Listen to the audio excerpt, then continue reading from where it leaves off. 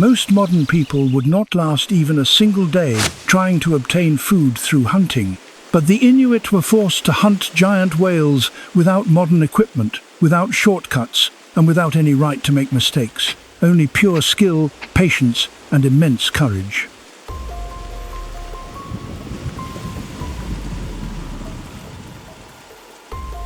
Their first and most difficult task was to track whales without any modern tools in the harsh Arctic wilderness, where temperatures could drop to -84 degrees Fahrenheit.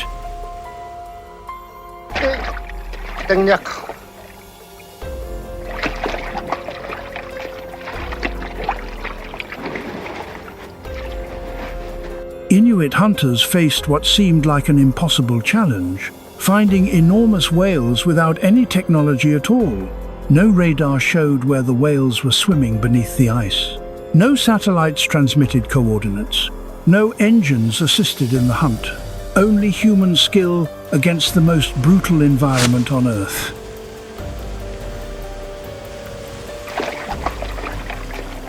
Sea ice became their map. The hunters were able to notice nearly invisible patterns on the frozen surface. Tiny cracks, barely perceptible changes in color, or differences in texture that indicated where a whale might surface to breathe.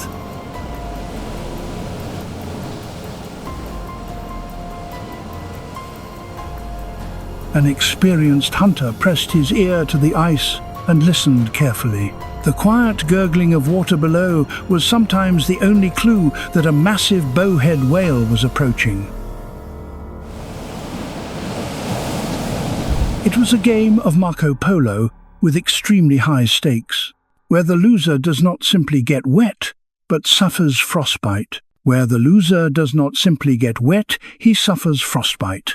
There is an old Inuit saying, "The ice speaks to those who know how to listen." Every pop, crack, and groan of the ice meant something important. One incorrect judgment could lead hunters many kilometers in the wrong direction, or bring them onto thin ice, where a single step meant falling into freezing water.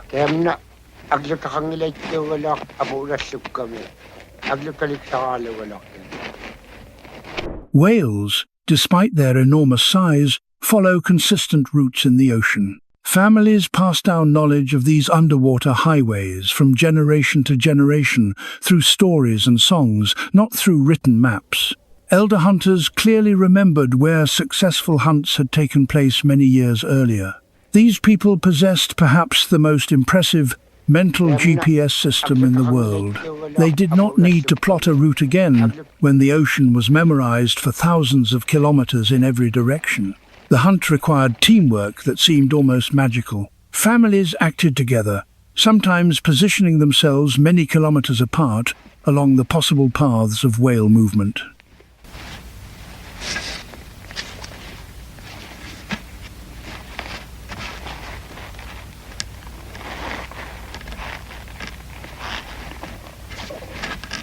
Without phones or communication devices, they used hand signals, snow markers, and sometimes smoke signals, which could be seen over vast distances even during blinding snowstorms. They also relied heavily on the remarkable abilities of their sled dogs.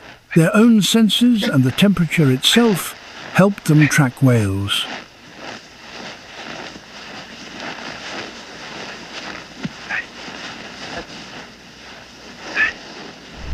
Whales created slightly warmer areas in the sea ice, where they surfaced again and again to breathe on the coldest days.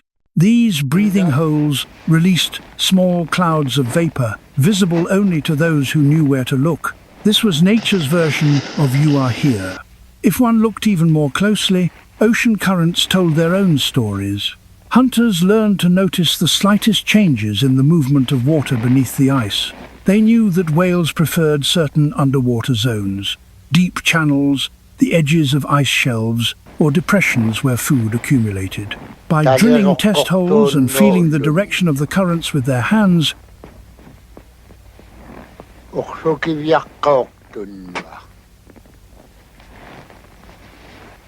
they could predict the appearance of whales several hours before they actually arrived. Most impressive of all was how they tracked whales by sound. Water carries noises and whale movements extremely well, and by using simple hollow tubes pressed against the ice, hunters effectively invented their own underwater microphones. The steady, powerful whistle and the splash of a whale's massive tail could travel many kilometers underwater. Hunters were able to distinguish different species of whales solely by the unique sounds they made while swimming. It was like having front-row seats at nature's own concert, except that the tickets cost far more, sometimes fingers and toes lost to frostbite.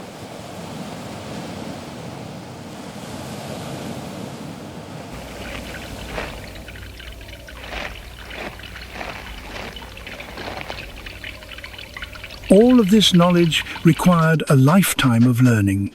Young hunters began mastering these skills almost from birth, going out with the elders as soon as they could walk. By the time they led their first hunt, they had accumulated thousands of hours of observation and practice. The tracking skills that helped Inuit families find whales also helped them survive on dangerous ice. But even after locating their giant prey, hunters faced an even greater challenge.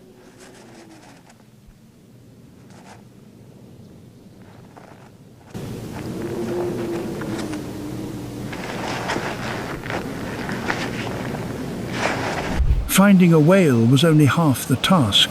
Getting close enough to strike required patience, stealth, and perfect timing. A frightened whale could disappear beneath the ice for 40 minutes or more and then surface again many kilometers away.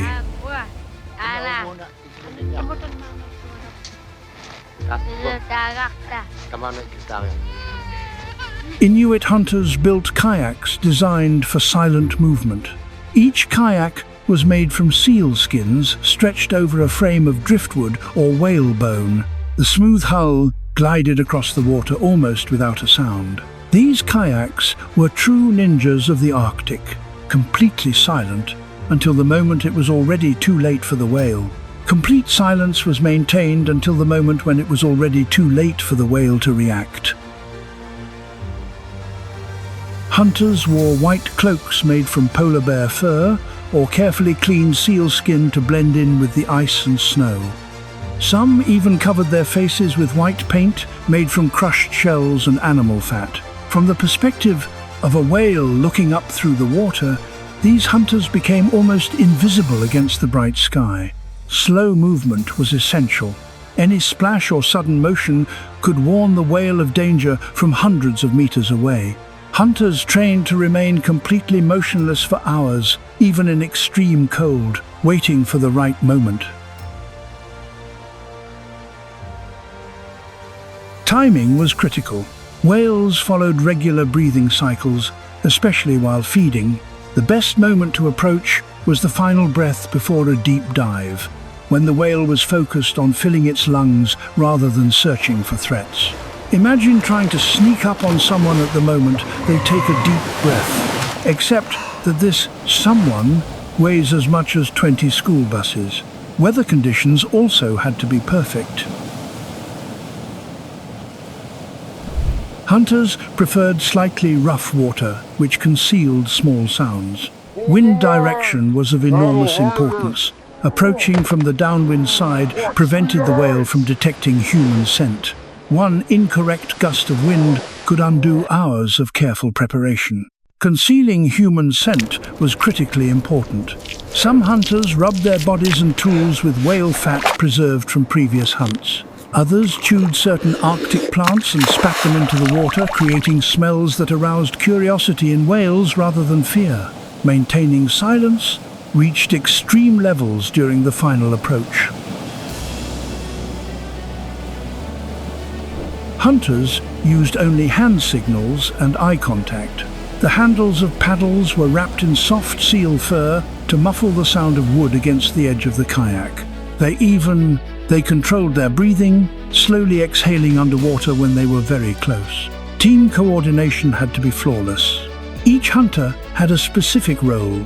Some waited along possible escape routes, while others carried out the main approach in open water. Hunters traced wide circles around feeding whales, gradually tightening them. Along the edges of the ice, They used the solid ice sheet as a wall, guiding the whale toward the waiting hunters.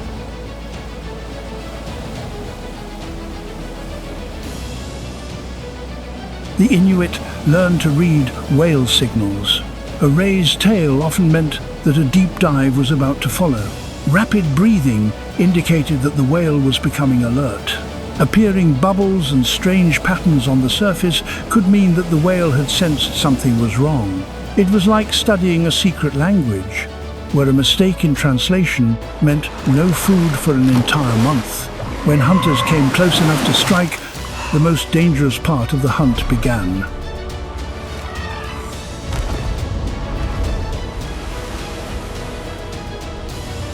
The moment of truth arrived. After long tracking and closing in on the whale, hunters faced the greatest test: to strike a creature weighing up to 100,000 pounds using only thrown weapons. No firearms, no explosives. Only muscle strength, skill, and carefully designed tools. The task was made even more difficult by the incredible toughness of whale skin. The outer layer of a bowhead whale's skin, in some areas, reached up to 1.5 feet thick, roughly like a car tire. Now imagine that this tire is alive, enraged, and the size of a school bus. Welcome to whale hunting. The Inuit harpoon was a true engineering masterpiece. Unlike ordinary fishing spears, traditional whaling harpoons had detachable tips. The main shaft was usually made from driftwood and often exceeded 6 feet in length. At the working end was a pivoting tip made from bone or ivory. This tip was designed to penetrate the whale's body and then rotate beneath the skin, making it nearly impossible to remove. In essence, it was the deadliest version of those irritating plastic tags on new clothing that cannot be taken off. A line made of seal or walrus hide was attached to each harpoon tip. These were not just ropes, they were true works of art, taking months to create. First, the hide was cut in a spiral into one continuous strip. Then stretched, dried, and carefully chewed to make it soft and flexible. The finished line could stretch to a length of more than 50 feet and was strong enough to withstand the surges of an enraged whale. The throwing technique required incredible strength and precision. The hunter had exactly one chance to do everything right. The ideal target was the area just behind the blowhole, where vital organs lay closer to the surface. Missing this point could mean a wounded whale that would escape, or, even worse, an enraged animal that would turn to attack. Several floating bags made from seal skin, called avaks, were attached to the harpoon line. They acted as floating brakes, making it harder for the whale to dive deeply after being struck. Some hunting groups used up to 12 of these floats, gradually adding more to exhaust the whale.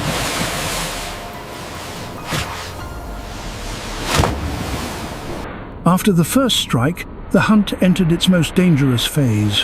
A wounded whale could swim many kilometers, dragging boats behind it. Hunters had to manage the line with extreme care, letting it run freely when the whale pulled suddenly, and then closing the distance again when it grew tired. Too much tension could snap the line or capsize a kayak. The first strike rarely killed the whale immediately. Hunters needed to get close enough to deliver additional blows to vital areas. This often meant hours of pursuit of the wounded animal, sometimes in dangerous open waters. It was a primitive marathon, only instead of a medal at the finish, the reward was a 6-month supply of food.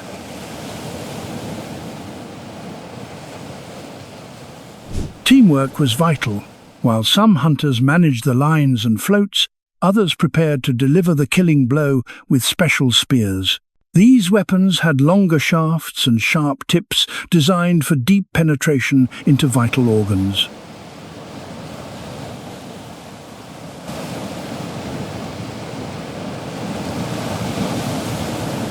The most dangerous moment came at the very end. A dying whale could thrash violently, overturning boats or pinning hunters between its massive body and ice floes. Many hunters bore scars, silent witnesses to dangerous encounters, proving how deadly risky this ancient tradition was. When the giant sea creature was finally subdued,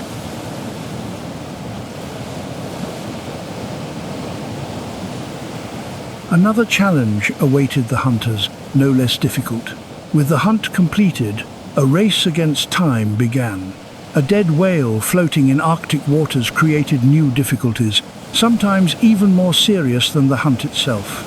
The first colossal task was to move this enormous mass from the water onto the ice.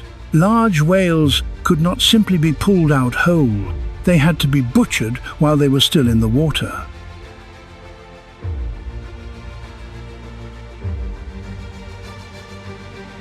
Hunters secured the whale's body at the edge of an ice floe, cutting holes in the ice to pass ropes around the carcass. In essence, it was the coldest and most difficult attempt at parallel parking ever undertaken. Speed was critical. At temperatures dropping to 84 degrees Fahrenheit, the whale's carcass began to freeze solid within just a few hours. Hunters used special curved knives called ulu to cut through thick layers of blubber and meat. These crescent-shaped blades allowed for fast and efficient movements, conserving precious energy in the harshest cold. Working in shifts was mandatory. No one could cut in the icy air for more than 20 minutes without risking severe frostbite. Teams rotated constantly. Some worked, while others warmed their hands. Despite all precautions, frost-damaged fingers were common among experienced hunters. These people invented the system of "I urgently need a break" long before office workers, with the only difference being that their excuse sounded like "my fingers are starting to turn black." Long before office workers with the only difference being that their excuse sounded like "my fingers are turning black." The butchering of the carcass followed strict patterns, passed down from generation to generation. First, long strips of blubber about 2 feet wide were removed. These blankets of fat were hauled onto the ice using bone hooks and ropes. Next came the meat, which was cut into pieces convenient for transport, suitable for carrying on sleds. Controlling the blood became a serious problem. The smell of fresh whale blood could attract every polar bear within many kilometers. During butchering, lookouts were always posted, carefully scanning the horizon for approaching predators. The cold itself became both an enemy and an ally. It threatened the hunters with frostbite, but at the same time preserved the meat. Moreover, pieces that lay on the ice for too long had to be thawed before cutting could continue. Sometimes, hunters used the warmth of their own bodies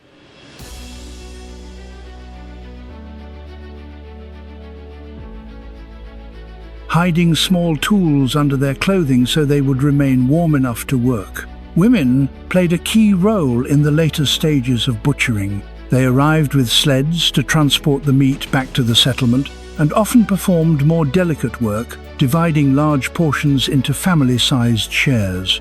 Their knowledge of food preservation was just as important as the hunting skills that had secured the whale. Nothing went to waste.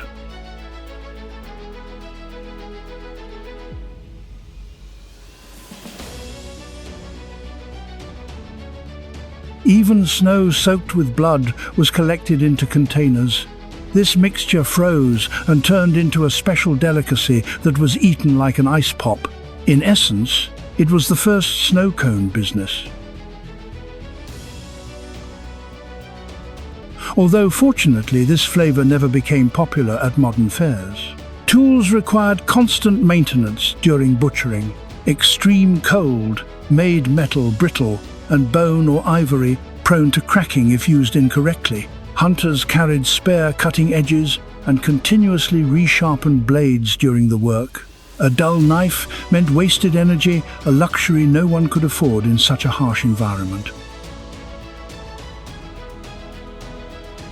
As the butchering neared completion, the entire community gathered, forming sled caravans to transport the harvest home. The meat and fat from one medium-sized whale could feed a community of 40 people for up to 6 months, making all this hard and dangerous work truly worthwhile. When the final pieces were loaded onto the sleds, and when the blood-stained ice began to disappear beneath fresh snowfall, the community prepared for a completely different challenge, one that tested their ingenuity no less than the hunt had tested their courage.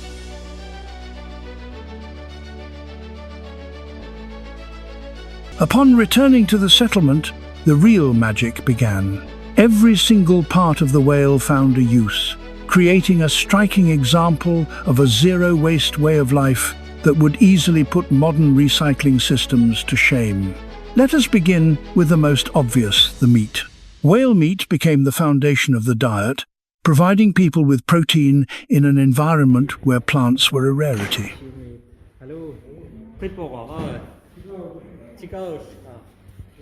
Different parts of the carcass were used in different ways. Meat from the back was often cut into thin strips and dried on racks, turning it into jerky that could be stored for months. In essence, it was an early version of meat jerky, only without the need to stand in line at a gas station to buy it. The tongue was considered a special delicacy, reserved for community elders or distributed during celebrations.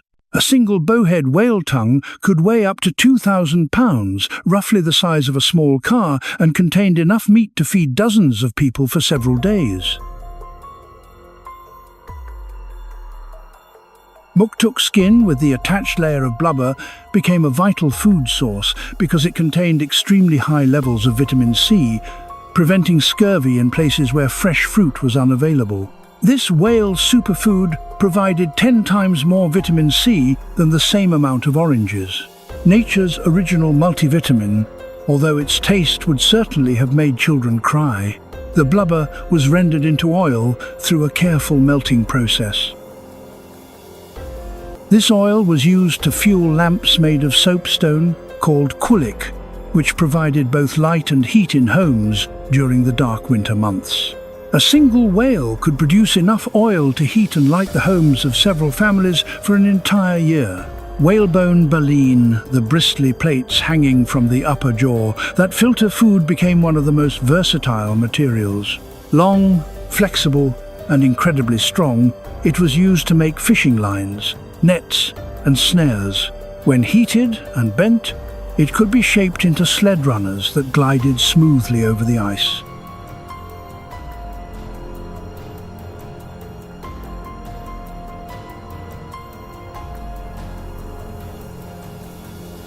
Nothing demonstrated Inuit ingenuity better than the use of whale bones. Massive jaw bones became the load-bearing framework of dwellings for the construction of homes.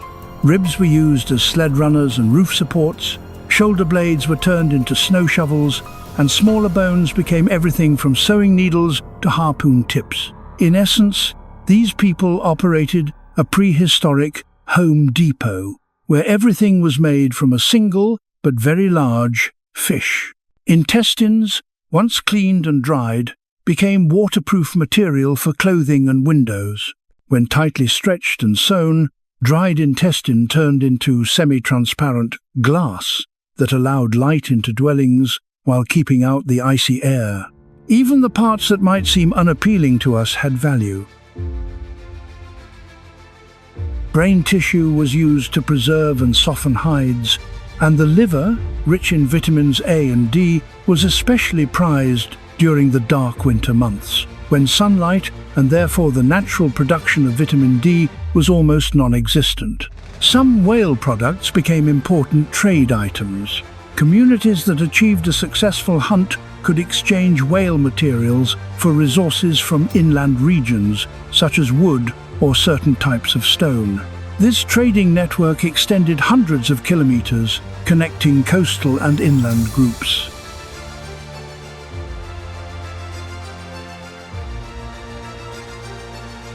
All of these remarkable resources did more than simply sustain life. They formed the center of a rich cultural tradition, binding people together in ways that went far beyond mere survival.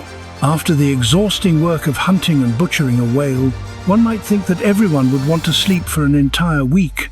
But instead, a successful hunt became the reason for one of the most important social events in Inuit culture, a celebration that brought entire communities together and strengthened the bonds that helped them survive in the harsh Arctic environment. The feast began almost immediately. The hunting team received special portions first, especially muktuk fresh whale skin with the attached layer of blubber. This was not just a reward for dangerous work. Muktuk provided an immediate replenishment of energy after days of intense physical exertion. In essence, it was the first post-workout protein snack in history, although it would likely not be popular in modern gyms. News of the successful hunt spread quickly to neighboring settlements. In some regions, messengers were sent to villages up to 50 miles away, inviting them to join the celebration. These messengers carried small pieces of muktuk as proof of the hunt's success, an edible invitation that no one refused. It was the first RSVP system in which the only possible answer was yes, unless, of course, you preferred to starve. The distribution of whale meat followed strict traditional rules. The hunter who delivered the first successful strike received certain prize portions, including parts of the flipper. But no one, even the most skilled hunter, kept everything for himself. Instead, the main portion of the whale was distributed among all members of the community according to ancient customs. Ancient customs of shared distribution. These systems of sharing were so important that in some regions they were even given special names, such as Nick, which specifically meant the fair distribution of whale meat. The celebration began to the sound of drums made from stretched walrus stomachs or seal skin. Their distinctive, resonant rhythm carried throughout the village, announcing to everyone that the feast was beginning. This was an early system for announcing celebrations without social media invitations or Facebook events. The air filled with special songs dedicated to the spirit of the whale. Many of these songs were performed only during whale festivals, making them rare and especially valued cultural moments.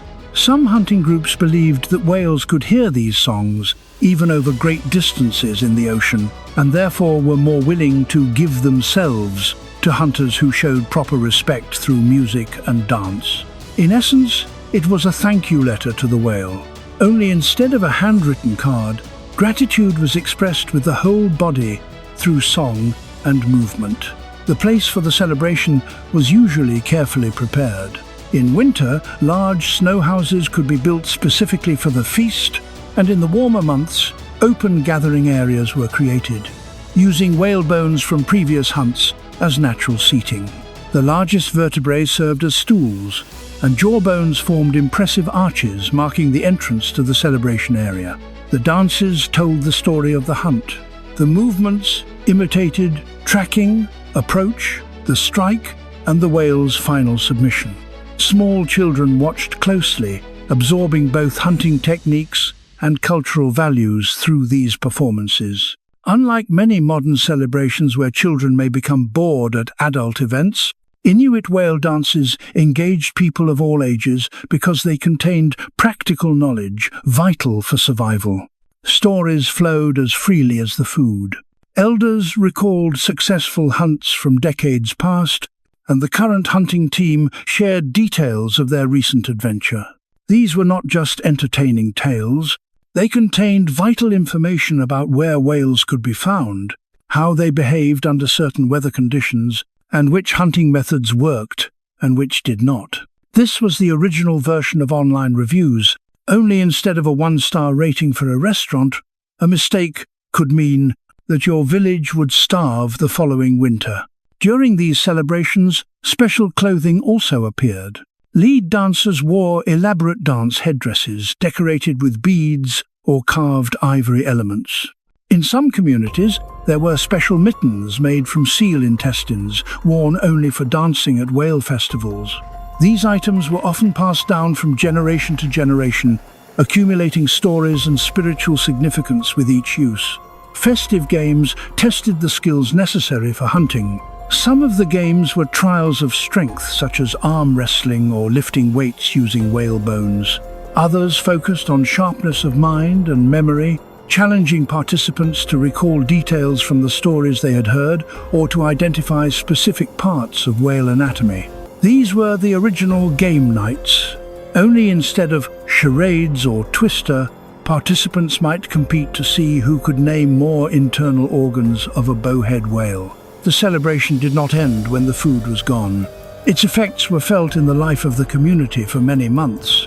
Successful hunts were recorded in songs, carvings, and drawings, preserving their memory for future generations. New tools made from the recently harvested whale were displayed with pride, and plans for the next hunting season gradually began to take shape. And perhaps most importantly, the celebration reinforced something essential for survival in the Arctic. No one survives alone.